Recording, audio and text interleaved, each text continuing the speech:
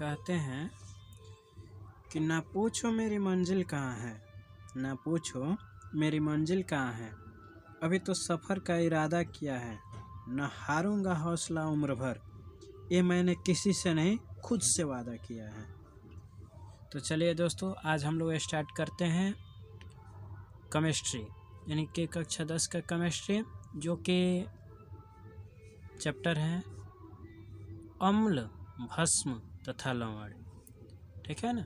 इसमें से question board के एग्ज़ाम में लगभग 10-12 नंबर का पूछता है, तो इसका प्रिपेयर हम लोग अच्छे तरीके से कर लेंगे। जितना हम लिखाएंगे वो सब गेस क्वेश्चन कराएंगे, क्योंकि एग्ज़ाम में वही पूछेगा जो इम्पोर्टेंट है, ये नहीं कि इधर उधर से कहीं से भी आ जाए। तो इसीलिए दोस्तों आज हम गेस क्वेश्चन कराएंगे जो कि एग्ज़ाम में आएगा ही आएगा। तो चलिए हम लोग स्टार्ट करते हैं। अम्ल, अम्ल किसे कहते हैं? वैसे रासायनिक पदार्थ जो स्वाद में खट्टे हों, नीले लिटमस पत्र को लाल कर देते हैं, जिसका पीएच मान 7 से कम, देखिए यहाँ पर पीएच मान 7 से कम एवं धातु से अभिक्रिया कर हाइड्रोजन आयन प्रदान करता है। क्या? हाइड्रोजन आयन प्रदान करता है, उसे क्या कहते हैं? अम्ल कहते हैं। क्या कहते हैं? अम्ल।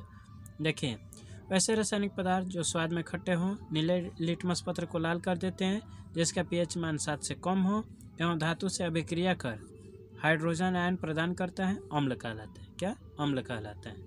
तो देखिए, अम्ल के गुण यानी कि अम्ल के गुण कौन कौन से होते हैं उसके बारे में देखिए। जो स्वाद में खट्टे हों, ठीक है ना, जो स्वाद में खट्टे हों, ये तो पहला गुण हो गया कि स्वाद में खट्टा होता है अम्ल। और दूसरा गुण देखिए, जो नीले लिटमस पत्र को लाल कर देता है। किसको? नीले लिटमस पत्र। देखिए, नीले लिटमस पत्र को लाल कर देता है। तीसरा गुण, जिसका पीएच मान 7 से कम, ठीक है ना। पीएच का मतलब हम बता दे रहे हैं पावर ऑफ हाइड्रोजन। क्या? पावर ऑफ हाइड्रोजन, यानी कि 7 से कम हो। चौथा, जो धातु से अभिक्रिया कर हाइड्रोजन आयन प्रदान करता हूँ या मुक्त करता हूँ, ठीक है ना। धातु से अभिक्रिया कर hydrogen ion H+ hydrogen ion प्रदान करता हूँ, उसे क्या कहते हैं? अम्ल या अम्ल के गुण, ठीक है ना। ये अम्ल के चारों गुण है, एग्जाम में आता ही आता है, तो आप लोग याद कर लीजिए। देखिए, भस्म किसे कहते हैं? वैसे पदार्थ या वैसे रासायनिक पदार्थ जो स्वाद में कड़वे हो, लाल लिटमस पत्र को नीला कर देते हैं। क्या? लाल लिटमस पत्र को नीला कर देते हैं। देखिए दोस्तों, यहाँ पर नीला था तो लाल कर दिया, यहाँ पे लाल है तो नीला कर दिया। याद रखिएगा, इसका विपरीत होता है। और यहाँ देखिए, जिसका पीएच मान 7 से अधिक हो, यहाँ पे 7 से कम था, यहाँ पे 7 से अधिक है, ठीक है। जिसका पीएच मान 7 से अधिक हो एवं धातु से अभिक्रिया कर हाइड्रोक्साइड आयन प्रदान करता हो, वो क्या कहलाता है? भस्म। क्या कहलाता है? भस्म। तो देखिए, आर्हेनियस द्वारा अम्ल की परिभाषा। देखिए दोस्तों, यहाँ पर था हम लोग केवल अम्ल के बारे में पढ़े, ठीक है ना। यहाँ पे आर्हेनियस ने एक परिभाषा दिया, जो कि अम्ल का परिभाषा ये सटीक दिया, और छोटा सा, ये भी एग्जाम में बार बार पूछा गया है, भी VVI क्वेश्चन है, ठीक है ना। एग्जाम में बहुत बार पूछा हुआ है। तो देखिए, आर्हेनियस द्वारा अम्ल की परिभाषा, अम्ल वह पदार्थ है जो जल में घुलकर, देखिए, जो जल में घुल करके हाइड्रोजन आयन H+ आयन प्रदान करता है, उसे क्या कहते हैं? अम्ल कहते हैं। क्या कहते हैं? अम्ल। देखिए, HCl है, जिसको जल में अगर घुलाएंगे तो H+ इधर और +Cl-, यानी कि दोनों विखंडन हो जाता है, यानी कि खंडित होकर के दो तत्वों में या दो अभिकारकों में ये बांट जाता है। देखिए, यहाँ पे अम्ल के बारे में समझाएं, कितना होगा तो अम्ल होगा, कितना होगा तो उदासीन, और क्षार कैसे होगा। देखिए, उदासीन 7 पर हो जाएगा, और 7 से नीचे जो भी अंक होंगे, यानी कि 7 से जितने नीचे होंगे अंक, वो सब लम्ब हो जाएंगे। क्या हो जाएंगे? अम्ल हो जाएंगे। देखिए, 7 से कम अम्ल हो जाएंगे, और 7 से जितने अधिक होंगे वो क्षार हो जाएंगे। क्या हो जाएंगे? क्षार। यानी कि 7 उदासीन और 7 से नीचे अम्ल, 7 से ऊपर क्षार। तो ये दोस्तों समझ गए। चलिए, यहाँ पर भस्म किसे कहते हैं? आर्हेनियस द्वारा भस्म की परिभाषा। भस्म वह पदार्थ है जो जल में घुल करके हाइड्रोक्साइड आयन प्रदान करता है, भस्म कहलाता है। क्या कहलाता है? भस्म कहलाता है। जैसे देखिए NaOH, NaOH को जब जल में डुबाएंगे, यहाँ से जल से अभिक्रिया कराएंगे तो देखिए Na++ OH-, यानी कि दो खंडों में, यानी कि दो तत्वों में बढ़ जा रहा है ना, तो यही है यानी कि भस्म की परिभाषा। भस्म वह पदार्थ है जो जल में घुल करके हाइड्रोक्साइड आयन प्रदान करता है, OH आयन प्रदान करता है, उसे भस्म कहते हैं। क्या कहते हैं? भस्म कहते हैं। तो चलिए आगे हम लोग देखते हैं। देखिए नोट यहाँ करके, शुद्ध जल का pH मान 7 होता है। कितना होता है? शुद्ध जल का pH मान 7 होता है। कितना? 7। याद रखिए, एग्जाम में पूछा हुआ है। लवण, लवण किसे कहते हैं? ये भी एग्जाम में पूछा हुआ है। सब इम्पोर्टेंट क्वेश्चन लिए हैं, ये सब एग्जाम में पूछा हुआ है, ठीक है ना। तो ये गेस क्वेश्चन है जो कि एग्जाम में आएगा ही आएगा, तो इसे याद कर लीजिएगा आप लोग, ठीक है ना। कहा जाता है कि जो लोग अपने कदमों की काबिलियत पर विश्वास रखते हैं, जो लोग अपने कदमों की काबिलियत पर विश्वास रखते हैं, वही अक्सर मंजिल तक पहुंचते हैं। तो दोस्तों आप लोग अपने पर भरोसा रखिए और जितना आप लोग पढ़ना है मन लगा के पढ़िए और सब याद कर लीजिए। हम भी जो पढ़ा रहे हैं उसको याद कर लीजिए। आपका एग्ज़ाम में 80+ तो आ ही जाएगा। 80+ गारंटी के साथ कह रहे हैं कि 80+ मार्क्स आ जाएगा आपको, ठीक है ना।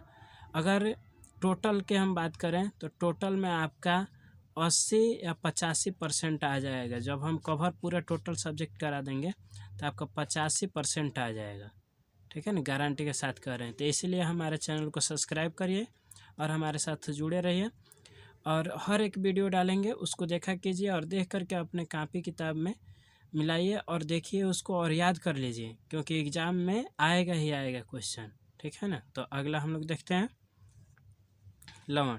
अम्ल तथा भस्म की अभिक्रिया से लवण तथा जल बनता है। अम्ल तथा भस्म, ठीक है ना, कि अभिक्रिया से लवण तथा जल बनता है। क्या बनता है? लवण तथा जल, ठीक। तो उसको हो गया। देखिए इसका अभिक्रिया हम करा दे रहे हैं। अभिक्रिया NaOH + HCl, ये दोनों जब अभिक्रिया करेंगे तो लवण तथा जल बनाएंगे। देखिए NaCl, ये लवण बन गया, और H2O यानी कि जल बन गया। ये समीकरण याद रखिएगा। समीकरण दिख नहीं रहा? चलिए, तो ये समीकरण NaOH + HCl अभिक्रिया करके लवण तथा जल बनाते हैं, यानी कि NaCl सोडियम क्लोराइड + H2O यानी कि जल, ठीक है ना। तो आगे हम लोग देखते हैं। तो चलिए आगे हम लोग देख लेते हैं क्लोरीन। क्लोरीन, क्लोरीन की परमाणु संख्या 17, ठीक है ना। तो इसको देखिए, अब यहाँ परमाणु संख्या 17 एवं परमाणु द्रव्यमान 35 होता है। क्लोरीन की परमाणु संख्या 17 एवं परमाणु द्रव्यमान कितना होता है? 35। तो चलिए आगे हम इसके देखते हैं। यह आवर्त सारणी के 17वें ग्रुप का तत्व है। कितने? 17वें ग्रुप का ये तत्व है। क्लोरीन गैस के गुण, यानी कि क्लोरीन गैस के क्या क्या गुण होते हैं इसके बारे में हम लोग देखते हैं। देखिए यह कमरे के ताप और वायुमंडलीय दाब पर हरित पीले रंग की गैस होती है। कैसे? हरित पीले रंग की गैस होती है। देखिए कमरे के ताप और वायुमंडलीय दाब पर हरित पीले रंग की गैस होती है। कौन? तो क्लोरीन। कौन? क्लोरीन। दूसरा देखिए गुण, इसमें तीव्र गंध होती है। किसमें? तो क्लोरीन गैस में तीव्र गंध होती है। तीसरा देखते हैं, यह सामान्य वायु से लगभग, देखिए ये हवा से, यानी कि सामान्य जो हवा आता है ना, उससे लगभग 2.5 गुना भारी होता है। देखिए क्लोरीन कितना भारी है, यानी कि हवा से 2.5 गुना ये भारी होता है। कौन? क्लोरीन। एक बार और देख लेते हैं। यह कमरे के ताप और वायुमंडलीय दाब पर हरित पीले रंग की गैस होती है। इसमें तीव्र गंध होती है। क्या होती है? तीव्र गंध होती है। तीसरा, यह सामान्य वायु से लगभग 2.5 गुना भारी होता है। इसका उपयोग, यानी कि क्लोरीन का उपयोग कहाँ कहाँ होता है इसके बारे में देखिए। पहला उपयोग, कपड़ों एवं कागज़ों को विरंजित करने में। विरंजित मतलब होता है कोई अगर रंग वंग लग गया तो उसे उड़ाने में, ठीक है ना। जैसे आपके कपड़ों में दाग लग जाता है तो उसको छुड़ाने के लिए आप लोग नींबू का प्रयोग करते हैं, उसी तरह ये कपड़ों में दाग लगा हुआ होता है, उसे विरंजित करने में क्लोरीन गैस का उपयोग किया जाता है। ठीक, अगला देखिए, पेयजल को शुद्ध करने में, क्या पेयजल को शुद्ध, जो हम लोग पानी पीते हैं ना, या बिसलरी का पानी हो गया, उसको शुद्ध करने में क्लोरीन गैस का उपयोग किया जाता है। तीसरा देखिए, विरंजक चूर्ण बनाने में, क्या विरंजक चूर्ण बनाने में, यहाँ से अब क्वेश्चन बन रहा है कि विरंजक चूर्ण किसे कहते हैं। ये तो विरंजक चूर्ण बन जाएगा, लेकिन विरंजक चूर्ण किसे कहते हैं। तो चलिए आइए दोस्तों, हम लोग विरंजक चूर्ण के बारे में देखते हैं। देखिए, विरंजक चूर्ण किसे कहते हैं और कैसे बनता है। तो देखिए, शुष्क बुझे हुए चूने को 40 डिग्री सेंटीग्रेड पर गर्म कर उसमें क्लोरीन गैस प्रवाहित करते हैं, क्या क्लोरीन गैस प्रवाहित करते हैं तो विरंजक चूर्ण बनता है। क्या बनता है, विरंजक चूर्ण बनता है। देखिए यहाँ पे समीकरण, CaOH के होल 2 प्लस Cl2, यानी कि शुष्क बुझे हुए चूने में क्लोरीन गैस प्रवाहित करते हैं तो क्या बन जाता है, विरंजक चूर्ण। CaOCl2 प्लस H2O, यानी कि विरंजक चूर्ण इसी का नाम है, किसका, इसी का नाम है, CaOCl2। याद रखिएगा, एग्जाम में कई बार क्वेश्चन ये पूछा हुआ है, ठीक है ना, VVI क्वेश्चन है। अगला देखिए, विरंजक चूर्ण का उपयोग कहाँ कहाँ होता है। विरंजक चूर्ण का उपयोग कहाँ कहाँ होता है, इसके बारे में। पहला, कीटनाशक के रूप में। दूसरा, कागज़ एवं कपड़ों को विरंजन करने में, जो यहाँ पे बताए दिए हैं, विरंजन करने में, जो कि दाग लग जाता है उसे छुड़ाने के लिए विरंजक चूर्ण का उपयोग करते हैं। तीसरा, क्लोरोफार्म के रूप में, यानी क्लोरोफार्म बनाया जाता है, उसमें विरंजक चूर्ण का उपयोग किया जाता है। अगला देखिए, सोडियम बाइकार्बोनेट, यानी कि सोडियम बाइकार्बोनेट कैसे बनता है और इसका रासायनिक सूत्र क्या होता है, इसके बारे में देखेंगे। सोडियम बाइकार्बोनेट का रासायनिक सूत्र NaHCO3 होता है। क्या होता है, NaHCO3। तब यहाँ इसे खाने वाला सोडा भी कहते हैं। देखिए, इसे खाने वाला भी सोडा कहते हैं। इसे अमोनिया सोडा विधि या साल्वे विधि द्वारा बनाया जाता है। देख लीजिए एक बार सोडियम बाइकार्बोनेट को, VVI क्वेश्चन है, एग्जाम में बहुत बार पूछा हुआ है।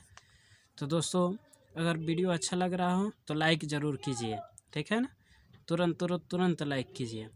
सोडियम बाइकार्बोनेट का रासायनिक सूत्र NaHCO3, यानी कि NaCO3 होता है। इसे खाने वाला सोडा भी कहते हैं। इसे अमोनिया सोडा विधि या साल्वे विधि, ये दोनों विधि से बनाया जाता है, ठीक है ना, अमोनिया सोडा विधि या साल्वे विधि द्वारा। अमोनिया सोडा विधि या साल्वे विधि, इसके बारे में जानते हैं कि क्या होता है। जब हम सोडियम, ठीक है ना, जब हम अमोनिया गैस को संतृप्त सोडियम क्लोराइड के जलीय विलयन में कार्बन डाइऑक्साइड गैस प्रवाहित करते हैं, यानी कि CO2 गैस प्रवाहित करते हैं, तो सोडियम बाइकार्बोनेट का निर्माण होता है। किसका, सोडियम बाइकार्बोनेट का निर्माण होता है। तो हम लोग यहाँ देखते हैं, NaCl plus H2O plus CO2 plus NH3, यानी कि सोडियम क्लोराइड, जल, कार्बन डाइऑक्साइड और अमोनिया, इसके साथ अभिक्रिया कराएंगे तो देखिए क्या बन रहा है, NH4Cl प्लस NaHCO3, यानी कि NaCO3। तो देखिए क्या बन रहा है, अमोनिया क्लोराइड और सोडियम बाइकार्बोनेट, जो कि हम लोग को यही चाहिए, सोडियम बाइकार्बोनेट। ये जान गए हम लोग कैसे बनता है। जब हम अमोनिया गैस को संतृप्त सोडियम क्लोराइड के जलीय विलयन में कार्बन डाइऑक्साइड, यानी कि CO2 गैस प्रवाहित करते हैं तो सोडियम बाइकार्बोनेट का निर्माण होता है। यहाँ पे समीकरण दे ही दिए हैं, NH4Cl NaHCO3, यानी कि सोडियम बाइकार्बोनेट का निर्माण हो जाता है। इसका हम लोग क्या देखेंगे, तो गुण, इसका गुण क्या होता है, तो इसकी प्रकृति क्षारीय होती है, यानी कि ये क्षारीय होता है। कैसा होता है, ये क्षारीय होता है सोडियम बाइकार्बोनेट। इसका pH मान क्या होता है, 7 से अधिक होता है। क्षारीय होगा तो 7 से अधिक। यहाँ पर ट्रिक पे बताए थे ना कि इस तरह से उदासीन होगा तो 7, और इधर नीचे आएगा यानी कि 6 आ जाएगा, 5 आ जाएगा तो अम्ल हो जाएगा, इससे अधिक बढ़ जाएगा तो क्षार हो जाएगा, ठीक है ना, क्या हो जाएगा, क्षार हो जाएगा। तो चलिए हम लोग आगे देखते हैं। जी हाँ दोस्तों, NaHCO3 का उपयोग, यानी कि सोडियम बाइकार्बोनेट का उपयोग कहाँ कहाँ होता है, इसके बारे में। पहला देखिए, बेकिंग पाउडर बनाने में। क्या, बेकिंग पाउडर बनाने में। दूसरा, पेट की अम्लीयता को दूर करने में। कभी कभी आप लोगों को गैस होता है या कोई भी व्यक्ति को गैस होता है तो ये सोडियम बाइकार्बोनेट यानी कि खाने वाला सोडा का उपयोग करके अम्लीयता को अपने दूर करते हैं। अम्ल जो है जब क्षार मिलाएंगे तो अम्ल अपने आप खत्म हो जाएगा, तो इसीलिए इसे पेट की अम्लीयता को दूर करने में गैस के रूप में भी किया जाता है। ठीक है ना। तीसरा का अग्निशामक यंत्रों में। किस में? अग्निशामक यंत्रों में। चौथा, रसोई घरों में। किस में? रसोई घरों में। VBI क्वेश्चन है दोस्तों, आप लोग जरूर इसको देखिएगा। अगला, सोडियम कार्बोनेट। सोडियम कार्बोनेट, इसका रासायनिक सूत्र Na2CO3 × 10H2O होता है। क्या होता है? Na2CO3 × 10H2O होता है। इसे धोने का सोडा भी कहते हैं। क्या कहते हैं? धोने का सोडा भी कहते हैं। तो देखिए नोट, इसे अमोनिया सोडा विधि, देखिए इसको भी अमोनिया सोडा विधि या साल्वे विधि द्वारा प्राप्त किया जाता है। किसे? तो सोडियम कार्बोनेट को। देखिए जब हम सोडियम बाइकार्बोनेट को गर्म करते हैं, जब हम सोडियम बाइकार्बोनेट को गर्म करते हैं तो क्या बनता है? सोडियम कार्बोनेट बनता है। यानी कि एक और परिभाषा था। ठीक है ना। एक और तरीका है, देखिए कैसे। तो अमोनिया गैस के संतृप्त सोडियम क्लोराइड के सांद्र विलयन में CO2 गैस प्रवाहित करते हैं तो यह अभिक्रिया क्या बन जाता है? यानी कि सोडियम कार्बोनेट बन जाता है। तो यहाँ पर देखिए अभिक्रिया कैसे कराया गया है।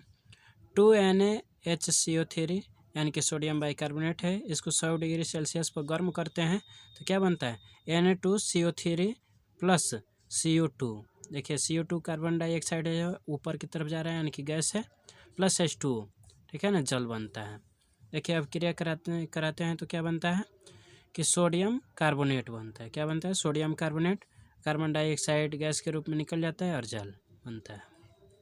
उपयोग, यानी कि उपयोग इसका कहाँ कहाँ होता है, इसके बारे में हम लोग देखेंगे कि उपयोग इसका कहाँ कहाँ होता है। देखिए पहला, कांच, कागज, साबुन आदि के उत्पादन में। देखिए कांच, कागज, साबुन आदि के उत्पादन के रूप में इसका उपयोग होता है। किसका? तो सोडियम कार्बोनेट का। दूसरा का देखिए, जल का अस्थायी खरापन दूर करने में। खरा जो होता है ना पानी, उसको दूर करने में होता है। तीसरा का प्रयोगशाला के अभिकर्मक के रूप में। प्रयोगशाला में अभिकर्मक के रूप में इसका प्रयोग होता है। और लास्ट टॉपिक है और VBI टॉपिक है। ठीक है ना। एग्जाम में कई बार एक क्वेश्चन पूछा है कि प्लास्टर ऑफ पेरिस किसे कहते हैं? प्लास्टर ऑफ पेरिस किसे कहते हैं? तो देखिए प्लास्टर ऑफ पेरिस, इसका रासायनिक सूत्र CaSO4 के होल 2 × 2H2O या कैल्शियम हेमीहाइड्रेट। ठीक है ना, कैल्शियम हेमीहाइड्रेट CaSO4 × ½ H2O होता है। क्या होता है? CaSO4 × ½ H2O होता है। देखिए प्रयोगशाला में इसके, जब प्रयोगशाला में कैल्शियम सल्फेट को उच्च ताप पर गर्म किया जाता है तो यह निर्जलीकरण होकर, ठीक है ना, यानी कि निर्जलीय हो जाता है, बिना जल निर्जलीय होकर CaSO4 यानी कि कैल्शियम सल्फेट बनता है। पुनः इसे 120 डिग्री सेंटीग्रेड पर गर्म किया जाता है तो प्लास्टर ऑफ पेरिस का निर्माण होता है। किसका? प्लास्टर ऑफ पेरिस का निर्माण होता है। जैसे देखिए यहाँ पे 2CaSO4, ठीक है ना, 2CaSO4 × 2H2O। जब इसको 120 डिग्री सेंटीग्रेड पर गर्म करते हैं तो CaSO4 के होल 2 × 2H2O प्लस 3H2O। ऐसे भी कहीं कहीं एग्जाम्पल में दे देता है, कहीं कहीं पर H2O केवल दे देगा। ठीक है ना। तो इससे घबराना नहीं है, ये आप लोगों को याद करना है। ठीक है ना। CaSO4 के होल 2 × 2H2O या H2O भी कह सकते हैं, या ½ H2O भी। देखिए यहाँ पे ½ H2O बताए हैं। ठीक है ना। ये प्लास्टर ऑफ पेरिस है। तो इसका रासायनिक सूत्र हमेशा याद रखिएगा, VBI क्वेश्चन है, हमेशा एग्जाम में पूछता हुआ है। ठीक है ना। इसका उपयोग देखेंगे मूर्ति के साँचा बनाने में। किसमें? मूर्ति के साँचा बनाने में। दूसरा का उपयोग है शल्य चिकित्सा के रूप में, यानी कि शल्य चिकित्सा के रूप में भी इसका उपयोग होता है। तीसरा का टूटे हुए हड्डियों को जोड़ने के रूप में। जैसे हड्डी टूट जाता है तो प्लास्टर होता है ना, उसी को प्लास्टर ऑफ पेरिस कहते हैं और इसी को लगाया जाता है, एकदम सफ़ेद होता है, यानी कि टूटी हुई हड्डियों को जोड़ने में इसका उपयोग होता है। तो दोस्तों आज हम लोग एक केमिस्ट्री को फाइनल कर लिए, यानी कि चैप्टर नंबर 2 इसको फाइनल कर लिए हम लोगों ने। तो अगला टॉपिक हम लोग जल्द ही देखेंगे क्योंकि एग्ज़ाम बहुत ही नज़दीक आ गया है, केवल अब 10 दिन बचा हुआ है। तो इसलिए हम लोग ज़ोर तोर से एकदम तैयारी करेंगे। बस और 10 दिन बचा है, हम 2 या 3 वीडियो एक दिन में डालेंगे। आप लोग डेली वीडियो को देखिएगा और डेली लाइक सब्सक्राइब शेयर कीजिए, क्योंकि दोस्तों के पास अधिक से अधिक शेयर करेंगे तो वो भी सीखेंगे, आप भी सीखेंगे और साथ साथ में हमको भी मनोबल बढ़ेगा कि बच्चे शेयर कर रहे हैं और लाइक कर रहे हैं, तो हमारा ही फर्ज बनता है कि भाई लोगों को कुछ सपोर्ट करें कि जल्द ही आप लोग अच्छे मार्क से उत्तीर्ण हो जाए। ठीक है ना। तो कहा जाता है कि अगर आपको सूरज की तरह चमकना है, अगर आपको सूरज की तरह चमकना है तो पहले सूरज की तरह जलना होगा। तो इसलिए दोस्तों आप लोग मेहनत कीजिए और दिल दिमाग जान एकदम लगा दीजिए कि एग्ज़ाम को क्रैक करना है और हम लोग को 4 डिवीज़न लाना है। ठीक है ना। तो थैंक्स दोस्तों।